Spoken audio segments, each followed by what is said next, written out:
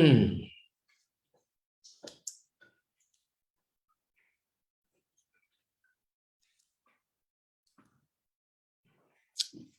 we, in this new edition, which is the Hebrew English, it's page 5051, that's what we're up to.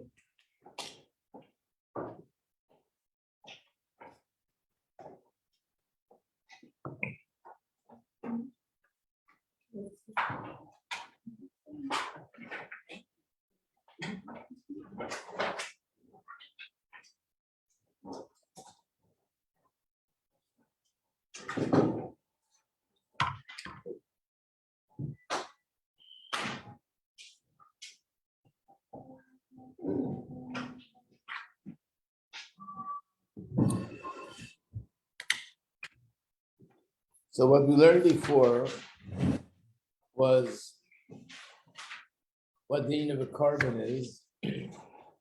Well, first we went into how it is in davening, that we have a nefesh kiss and a nefesh bahamis. Nefesh kiss comes from the level that's called Adam. Nefesh bahamis comes from the merkava of the level which is behema. And the purpose of the nefesh kiss coming down is to elevate the nefesh bahamis. The nefesh bahamis should also rise and be having love for Hashem. And when is that and where is that? That's in davening when we say the Shema. So the point is to meditate into the greatness of Hashem, meditate on the greatness of Hashem in a way that the Nefesh Bahamis can understand it. And then the Nefesh Bahamis also is able to feel this love for Hashem, just like the Nefesh Elokis.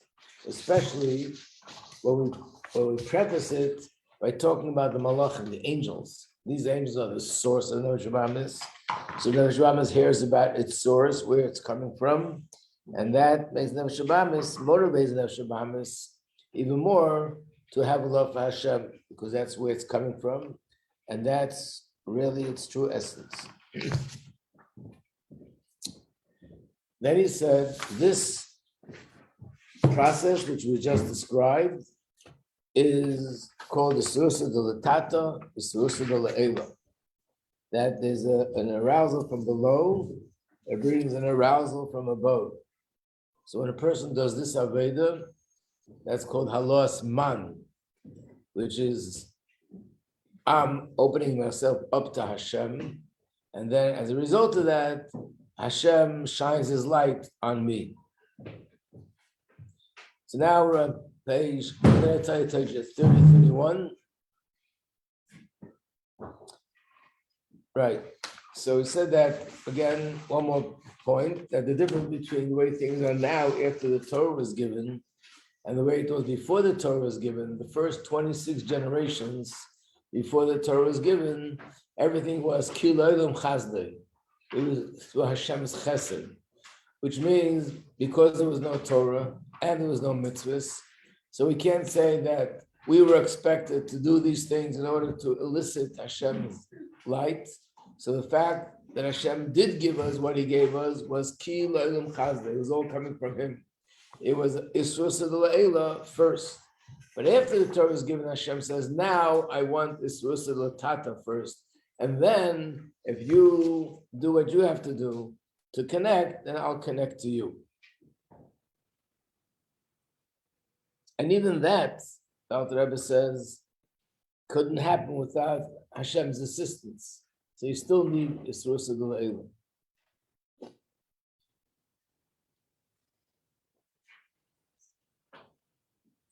So now we'll start on page 3031, the second paragraph. You to understand this in Avodah in a very practical way. Even now, after the Torah was given, there are also two modes of Avodah. The first one is that what's required first is the Rusus L'Tata, the Giyas Nefesh, the Giyas Basar, that a person has to toil, labor, work hard with his soul and work hard with his body.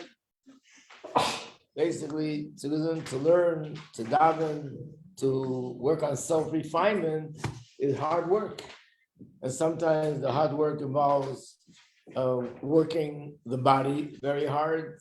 It requires sometimes missing a meal, being up late nights, spending a lot of hours to try to understand something. That's a gears basa that physically you're putting in hard work, and a gears nefesh, the fact that I have to sometimes take a minor, that sometimes a person Veda requires where a person has to discipline himself, has to refrain from a certain pleasure, from attraction, from thoughts. That's a gears nefesh. That's also hard labor, but that's internally in the soul. But generally speaking, it requires hard work. Person has to think deeply, his bonus, leiv nishbar, and a broken heart. So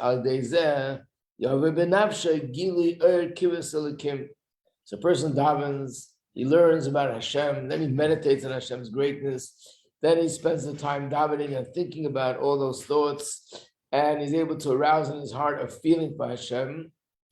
As a result of that, Hashem shines his light on the person, and the person starts feeling Hashem's presence. And this is what we refer to as Isrusa del Tata, Isrusa del Le'ela. The awakening from below leads to and brings an awakening from above. The second oifen, the second amol, the vavoid is madrega habeis. Hainu shalapomim yuchal liyos spilas benefesh. Sometimes we see that the person gets excited about godliness. Shaloi ayidei hachana v'gia klal, without any preparation and without investing much into it. It's just something that comes out of nowhere. As we see, there are many people, they're suddenly aroused spiritually, and their hearts and their minds are on fire in their davening, and it goes on for a while, and they have no idea what is the cause.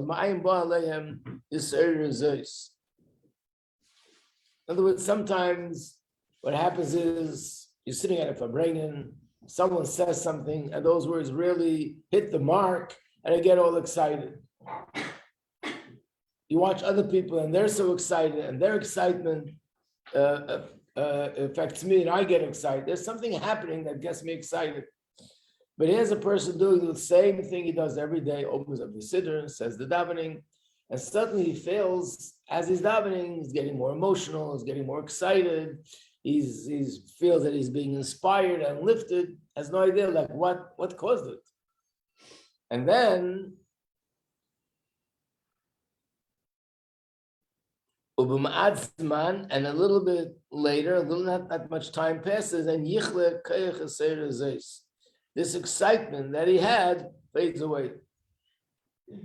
So on one hand, you can say, it was your imagination, it wasn't real. And the proof is, because it faded away, so obviously there was nothing there. It was just a figment of your imagination. But the Alter Rebbe says, no, it was really a true awakening from above. The fact that they felt that way means that Hashem did shine his light on this person. Rak Isrusa L'Eila, it was Isrusa L'Eila, an awakening from above. Isrusa L'Tata, which will lead to Isrusa L'Tata.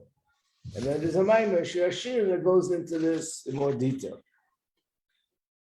So it means that there is these two Ifanim, which if you remember in the beginning of the year, and probably every single year we learn this, and I think all Chassidim in the world learn this, that this is the difference between the two psukim, Ani l'doidi v'doidi li, and doidi li v'ani loy. Ani l'doidi v'doidi li, and doidi li v'ani loy are the same exact words. The only difference is the order. Doidi is Hashem, and we're saying Ani l'doidi, I am for Hashem, I love Hashem, and Hashem loves me. And the other pasuk is saying Hashem loves me, and I love him. So the difference is, according to Chassidus, that one is where I take the initiative and I show Hashem how much I love him. And that brings Hashem to openly show me how much he loves me, and I feel that. And sometimes Hashem takes the initiative.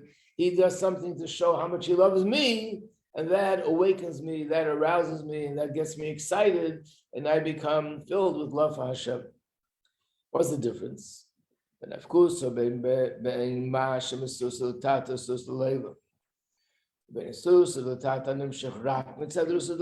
the difference if the Susa Leila comes because I worked hard to feel it, or it came as a thing from above?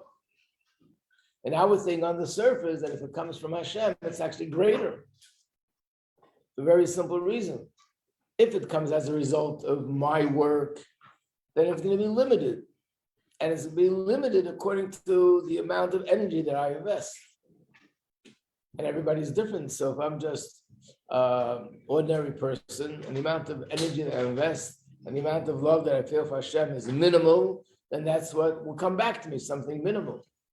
But if it's a gift from Hashem, then it's going to be something much greater. In other words, just like Begashmias, if you earn money because you worked, how much money will you earn? Depending on what work you did, how many hours you worked, what was the quality of work. For some work, people get paid more, and for some work, people get paid less.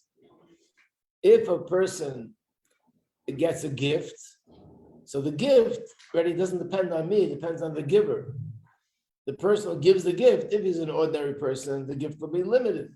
If it's a person who's a multimillionaire or billionaire, he can give me thousands of dollars as a gift because he's giving according to his capacity. So the difference is, if the suicidal tata comes first, then the love that I'm going to feel and what I'm going to receive in return will be according to my capacity. If Hashem takes the initiative, it's according to Hashem's capacity, which is much greater. But here the Alter Rebbe is going to explain the opposite, how actually it's greater when it comes from me first. So the difference is, kashayesh susultata mamish, idea gias nefesh, if there's an awakening from below first, because I worked hard on preparing myself, refining myself, then when I receive this love from Hashem, that Isus Leila will shine on me and it'll stay with me forever. It's something which is going to be permanent. Being that this Isus Leila came as a result of me having a Isus Tata, which means I prepared myself, I refined myself, I opened myself. So therefore, he hameira umizgala benefesh b'chinas pnimis. It goes in internally and it stays with me forever. Kivan sheheichen liba lezeh because he prepared his heart for it before. So I think this, you could compare this, let's say, to the difference between two people that are listening to a deep Torah lecture. One person prepares. He looks up the subject, sees what it says in the Mefarshim, looks up what are the questions, what are the answers. He's familiar with the subject.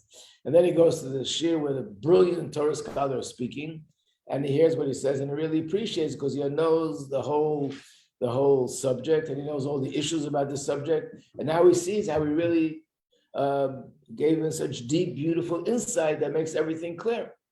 What about a person who's ignorant of the subject and he hears somebody speaking? He gets bits and pieces here and there, but he doesn't really get it. And after a while, he'll forget altogether because he didn't really internalize it. It didn't really penetrate his brain. He wasn't able to really absorb it in his brain because it's something which he can't understand.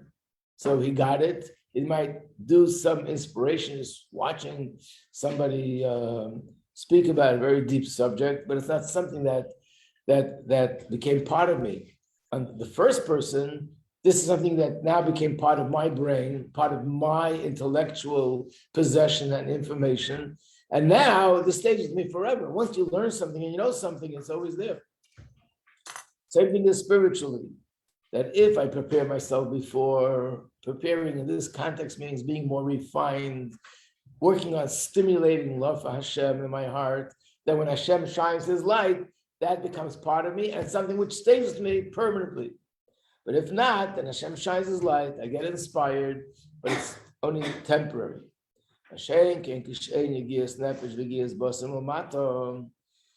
There's no preparation. All that happens is that he becomes all excited. And he didn't really prepare his heart to stimulate his heart, to bring that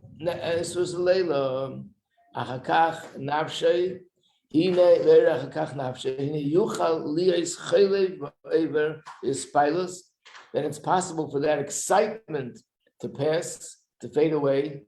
It doesn't have a real, true, permanent existence. Because when this light that Hashem shines stops, so yeah, the Alter Rebbe adds a little bit of explanation. Why does it happen that Hashem shines his light? And if he does, why now? Why not yesterday? Why not a week ago? Why not a year ago? How come it happened now? So the answer is there's a term. We actually have these words in davening. Anyone recognize where it is in davening? Eis Ratzon.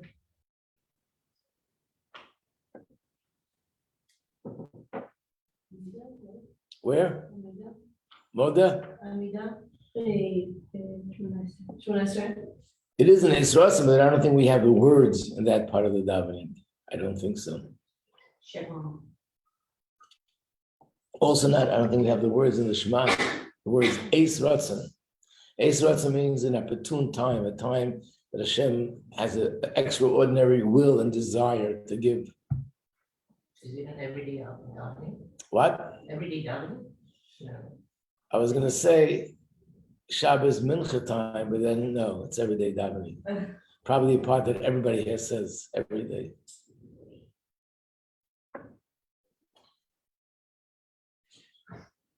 Okay, all right. Look at my total. Oh, I was thinking to look like the total.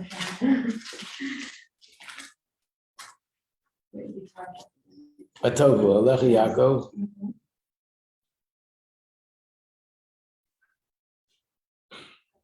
Oh, yeah. What's the whole pasuk? V'ani b'Reb Chazdecha. But right before that. So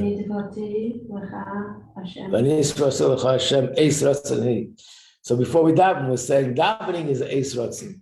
So the word Eis Ratzon means an opportune time. I guess, again, using the mashal, not chas v'shalom to compare, but people have moods, and sometimes you're in a better mood, sometimes you're not such a good mood. Usually it's influenced by things that are happening. So if you want a favor from somebody, and you see this person's in an exceptional happy mood, then you'll say, wow, okay, now's the time to approach him, because they're in such a upbeat and happy giving mood that they'll be more more willing to give me than in other times. So the word Ratzon means will, and Eis means a time. In other words, the time of a good will. So by humans, it's naturally a result of what's going on. By Hashem, there are things that are beyond our comprehension, but there are certain times that are called Eis Ratzon. So first of all, there are times that we know from the Torah. And like I said, the reason why we say this before davening, because davening itself is an Eis Ratzon. The time of davening is Eis Ratzon. We also say it on Shabbos Mincha, right after Vodat Zion, because Shabbos Mincha time is also an extreme Eis Ratzon. The 10 days of Tshuva is an Eis Ratzon. Rosh Hashanah Yom Kippur, every Shabbos and every Yom Tov is an Eis Ratzon. But I guess these are general Eis Ratzons. And when this person is davening and suddenly feels an inspiration coming from above and has no idea why, that means that Lamaila is some sort of a Eis Ratzon. We don't know what it is. And that is the reason why Hashem is giving me this gift that I didn't even work to get it. We find the story of the Baal Shem Tov. Everyone knows the famous story of the Baal Shem Tov, which isn't just a story, but actually in the Sefer Keser Shem Tov, that's the first letter that's printed in the book, the first page. how the Baal Shem Tov is writing his brother-in-law that it was Rosh Hashanah, Tov Kuv Zayin, which is 1748, and he writes that on that night of Rosh Hashanah, his Shama had an aliyah, he went up, and the famous story is that he met the Neshama of Mashiach, and he asked him, Amos Aykosim Mar, when will you come? And his answer was, when your well springs will you spread out to the world. This is the basis for the words that the Rebbe always talks about, how spreading Chassidus brings Mashiach. But if you look at the letter, there's a whole background to this, an amazing, fascinating background. And the Baal Shem Tov says that he went up, he's writing his brother-in-law, he met a lot of other people. And he said he met some people who were already not alive, and he met some people that were alive. I guess he went up and some other tzaddikim went up, and they met upstairs. And he said he met people who were great tzaddikim, and he met people that were Rishoyim. But I don't know what it is. That day or that night, there was such a simcha upstairs in Shamayim that I've never seen anything like it in my life. And I have no idea what it's all about. And to this day, I don't know what it's all about. It was such simcha that even great Rishoyim, the most wicked people, were forgiven and pardoned. You would be shocked to hear who were the people that were pardoned. That's what he writes. And then people were asking the Baal Shem Tov, or the Neshamas were asking Baal Shem Tov, they want to go to a higher chamber. And he said, I was afraid to go. I never went so high. I said, only if my Rebbe will come with me, then I'll go. Who was the Rebbe, the Baal Shem Tov? Achia Shiloni. So Achia Shiloni said, okay, we'll all go together. And the Baal Shem Tov said he went up. And when he came up, he saw such simcha that again, that he never ever saw anything like it in his entire life. And I don't know what the simcha was all about. And I went into the chamber of Mashiach, and then he asked him, when are you coming? So here you have a situation, there's a simcha l'mayla. Even the Baal Shem Tov says he doesn't know what it's all about, but for some reason there was a simcha. And as a result of that simcha, that seems to be the reason why these wicked people were pardoned, why the Baal Shem Tov was given the permission to go up to a place where he never went up before, he had the opportunity to meet with Mashiach, and so on and so forth. So sometimes it trickles down here. So little me is sitting by a table with a siddur, and I'm davening, and I say a word, and suddenly I feel, wow. I don't know why I'm feeling wow, but I'm feeling wow. And the davening is different. So the Alter Rebbe says it's an Eis Ratzon. But the problem is, these things don't last forever. So as long as the Eis Ratzon is there, I'm on a high. Once the Eis Ratzon passes, then I go right back to where I was before. Like the famous mashal, you have a piece of paper that's flying in the wind. While it's flying, the paper is having a grand time. He's flying over buildings, he flies on top of the Empire State Building, and the wind is blowing at 60 miles an hour. He's racing through Manhattan. But what happens when the wind stops? He goes right back down and lands on the floor and can't budge, which means the paper doesn't have the ability to fly on its own. And even when it's flying, it's not flying because it's flying, because the wind is carrying it. If it's flying only because of the wind, as soon as the wind stops, there's no movement in the paper. Same thing spiritually. If I'm flying spiritually because there's a wind, there's an Eis Ratzon that's carrying me, so once the Eis Ratzon stops, it's over. It's like a room that's lit up because the sunlight is shining, and the room is bright from all the sunlight. And then when the sun goes down, it gets dark. How could it be that for 12, 13 hours, the room was so lit up and now it becomes so dark? And the answer is because the room was never changed. The room itself has no light. The room itself doesn't produce any light. The room is only something that if the sunlight shines, the room becomes filled with light. And therefore, it's only because of the sun. So once the sun is gone, the light is gone and it becomes dark again. The same is with the spiritual light in me, that it disappears as if it was never there. So this is the difference between if the source of Leila comes as a result of my hard work. And the reason why I said it's so fundamental, because this mimer and this point here is considered the cornerstone of Chassidus Chabad. Not only the cornerstone, this is everything that the Alter Rebbe had Mesiras Nefesh for. Because this is one of the, or maybe the most, I would say, strongest point which makes the difference between the Alter Rebbe's path of Chassidus and the other Chassidic Rebbe's, their path of Chassidus. Whether the inspiration has to come from you, or it's okay, or it's even better, the inspiration comes from above. There's a story with the Frierdiker Rebbe that he met a Chassid, and this Chassid said that I still remember when I became bar mitzvah, my grandfather took me to the Tzemach Tzedek. And he told the Tzemach Tzedek that bar mitzvah, and he's asking Tzemach Tzedek to give a bracha. And what did he ask for? What was the bracha he asked for? He asked for bracha that I should have a good memory, that I should remember everything that I saw amongst the Chassidim, and everything that I see by the Rebbe, everything that I saw in my home, because if I remember all these things, then naturally I'll grow up to be a Yireh Shamayim, I'll be a God-fearing Jew.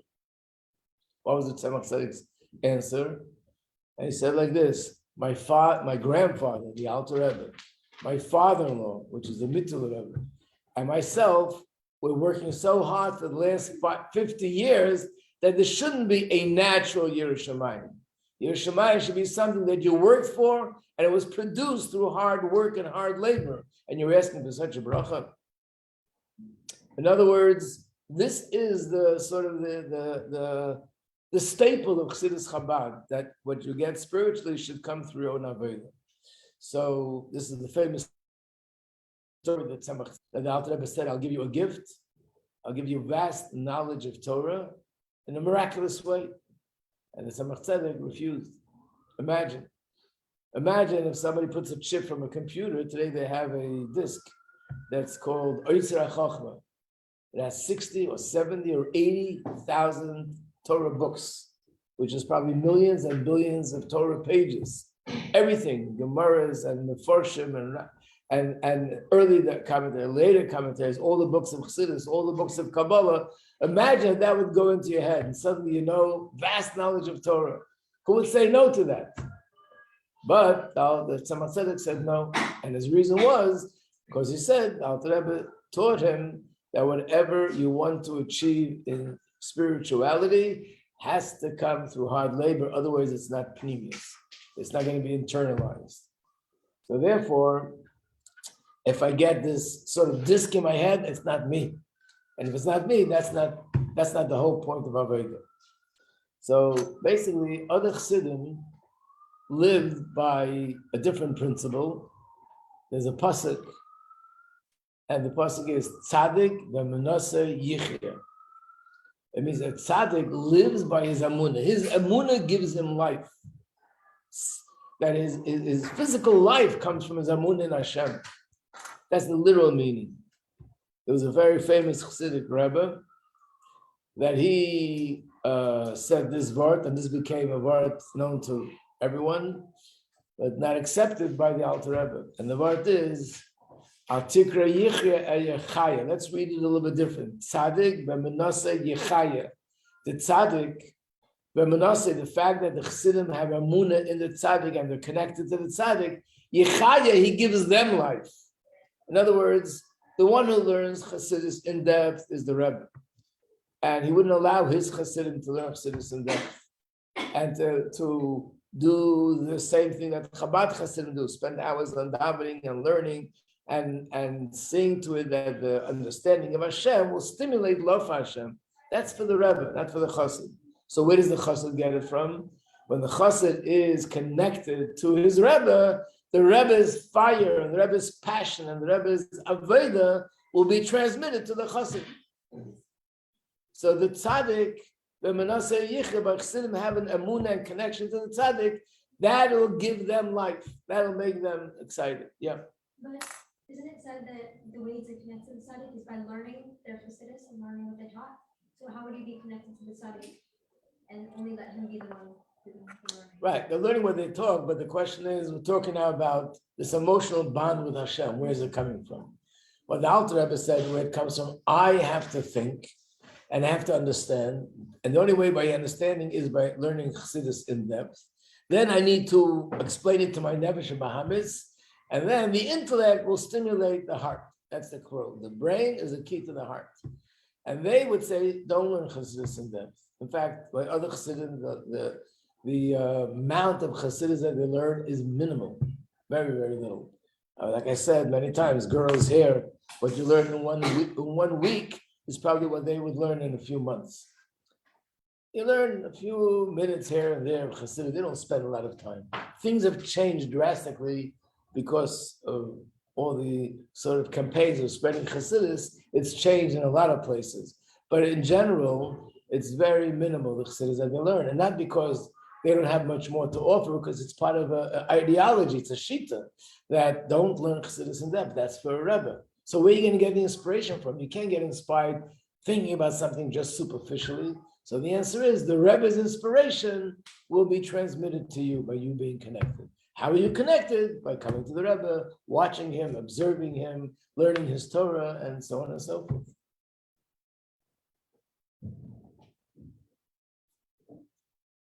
And so basically, Alter Rebbe said like this: it's true that if you become inspired from the Rebbe's inspiration, your inspiration will probably be much greater and bigger than if you become inspired from your own Avodah, because the Rebbe's is much bigger.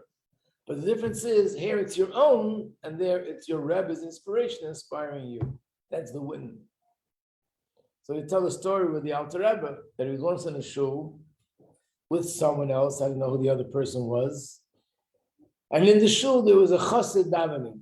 He was a chassid of another Rebbe whose name was Reb Chaikel Hamdur. This Rebbe, Reb Chaikel, when he davened, he was literally on fire. He had 3,000 chassidim all over Russia, and they were connected to him. And they too, when they davened the same time as he was davening, wherever he was, they were on fire. So they walked into the shul and she discussed it, and you can see how he's on fire while he's davening.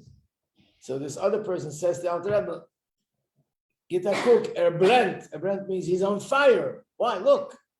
The Alter Rebbe said, no, not he's on fire. Reb Chaikel's on fire. In other words, it's his Rebbe's fire that's being reflected in him. It's not his fire. And that's what the difference between the two is. Is it me? Is it mine? Did it become mine? Or is it something outside of me that's inspiring me?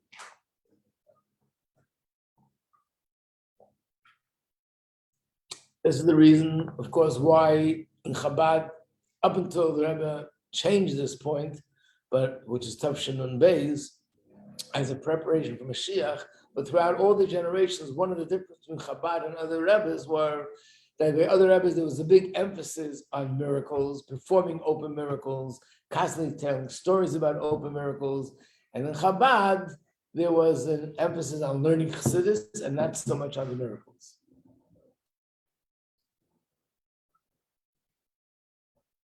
There's a famous letter where the Rebbe is writing to the Frierdiker Rebbe, and the Rebbe is writing, why doesn't he perform more open miracles?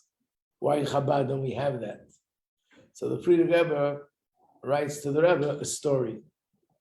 And he said there was once a chassid, his name I think was Reb Leib, and he would teach Chassidus in a certain town. And in that town there were the Babich Chassidim and other Chassidim.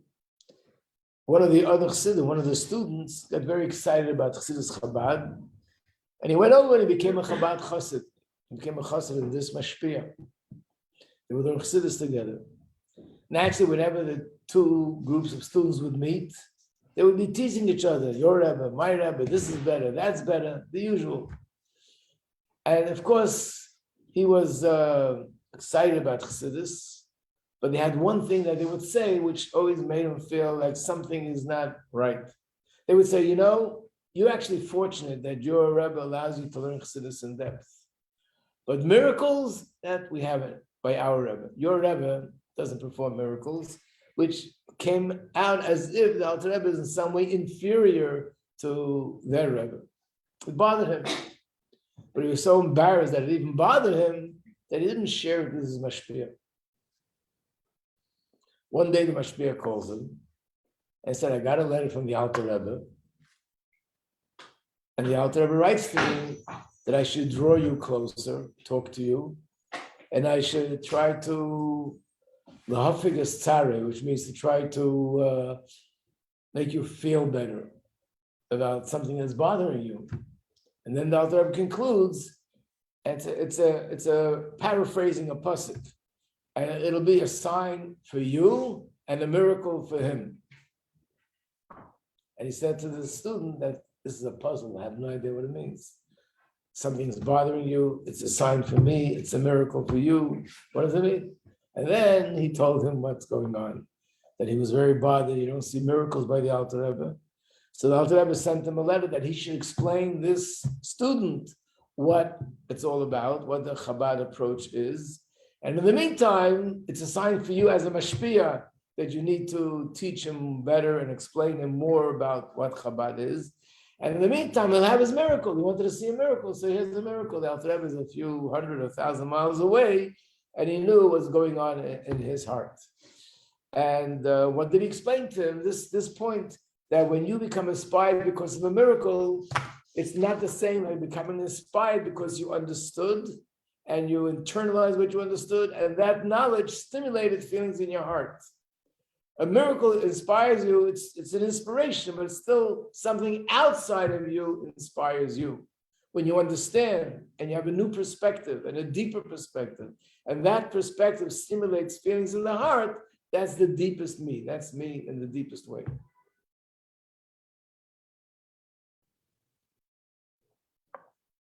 However, Tavshin and Beis, the Rebbe said things have changed now as a preparation for Mashiach. We have to be focused much more on miracles, and there have to be much more miracles. And the Rebbe himself started to do things in a different way and also talk about it more openly by Fabrengen, about different miracles that are happening. Rabbi, can you repeat the year? What? The year? What year the Rebbe said it? It's Parshas Vayeshev, Tavshin Nun Beis.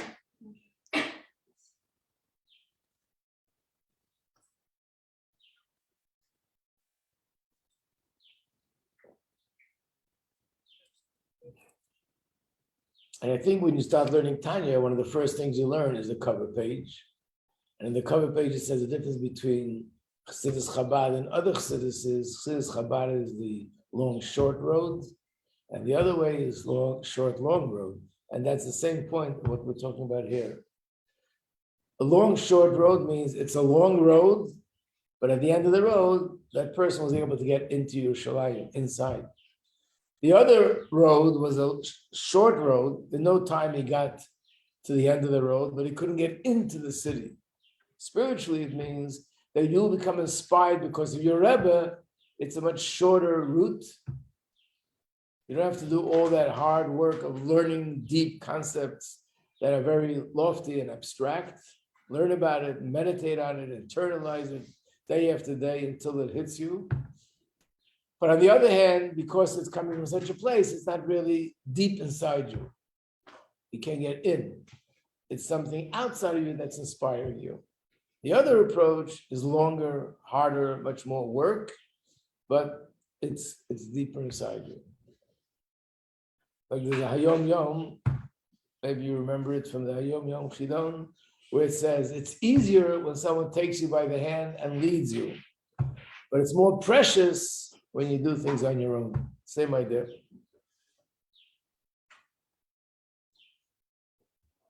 Okay, we'll stop here to be continued tomorrow with Hashem.